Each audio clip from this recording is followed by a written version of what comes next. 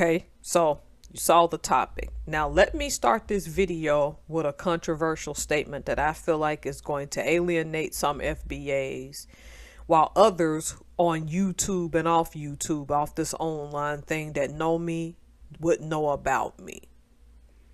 For the record, I don't have anything against passport bros, and I don't see the big deal of people traveling outside of the country, because the reasons that they go and don't go are of no concern of us. If you're not committing any crimes, why would you not travel the world? The world is one big beautiful place. And I mean, if you're the type of person that don't want to stay insulated in your own country and you want a better understanding of cultures, why wouldn't you go?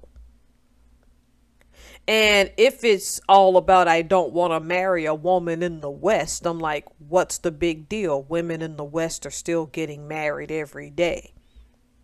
So I'm not on this whole thing making this video about bashing passport bros. I'm not here to do that. If anything, if that is your thing, go do your thing.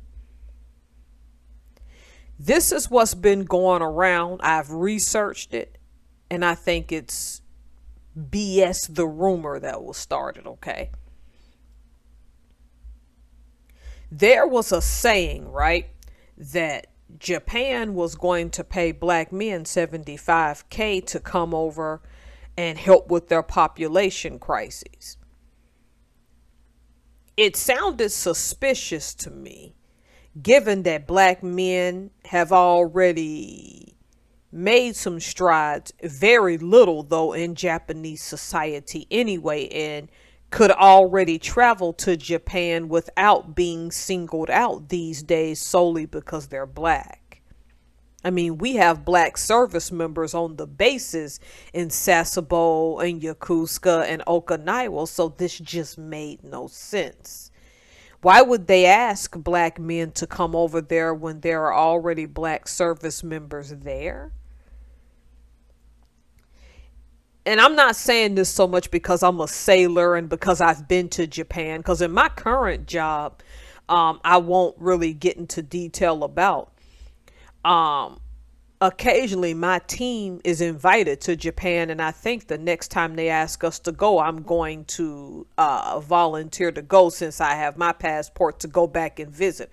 It'll be my first time since 2004, so I hadn't been there in 20 years. I've only been to Sasebo and Nagasaki. Here's the thing, okay? People started making this video. Japan is asking for black men to go over there and populate and la la la. The only evidence I've found based on my research is that that's happening in Japan, but it's happening ethnically within their own ranks. More stories are covering it in Korea, in South Korea, than in particular than anything, because they have the lowest birth rate in the world, and I think Japan is not too far behind them. So the 75K thing is seeming like a lie. The fact that Japanese society as a whole have anything against black men, that's not completely a lie. Black people have contributed to somewhat of that society in a low-key way for a long time. Ira Brown, for example, who is a basketball player and plays on Japan's national team, grew up poor here in the United States. He's black American. He is now married to a Japanese lady and still plays basketball in Japan. Ariana Miyamoto, for example, is the first ever Miss Japan that is not ethnically Japanese and represented them in the Miss Universe pageant.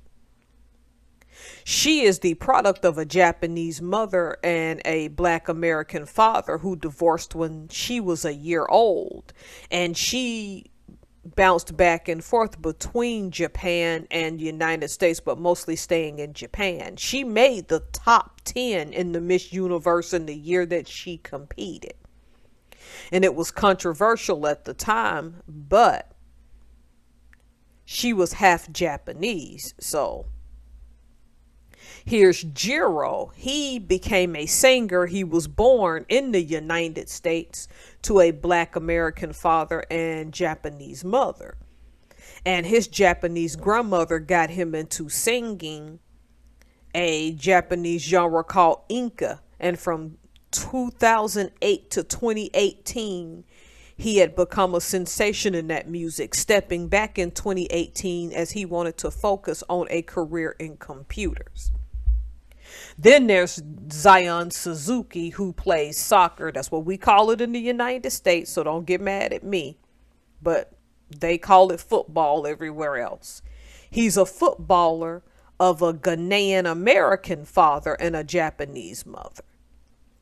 So Zion was also born in the United States. So Black culture going back far back as the 17th century, and I think I'll link that article. Pardon my snort, I didn't know that was going to happen. Displaying that these unions have existed for a while. To me, it's particularly pathetic that that rumor was started without fact, because you just shouldn't drum up this kind of drama for no reason. Japanese women have already married and had children with Black men. And we're making this exoticized excuse like Black men just need to fly over for $75,000 when there are Black service members who will possibly marry Japanese women anyway. I've known of a few throughout my career. And myself being Black, I'm married to a Japanese American. Well, he's half Japanese. This has been happening. So why start this rumor? I feel, to me, in closing, that this was something that was started to drum up drama in the passport bros world and started more in the United States than anything.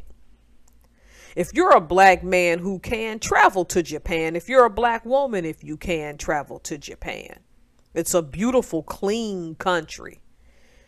I feel my experiences is that most people there are welcoming and gracious. And someday I hope to get back there. Lord willing, the creek don't rise. Moral of the story, don't believe everything that you hear on the internet. Research yourself.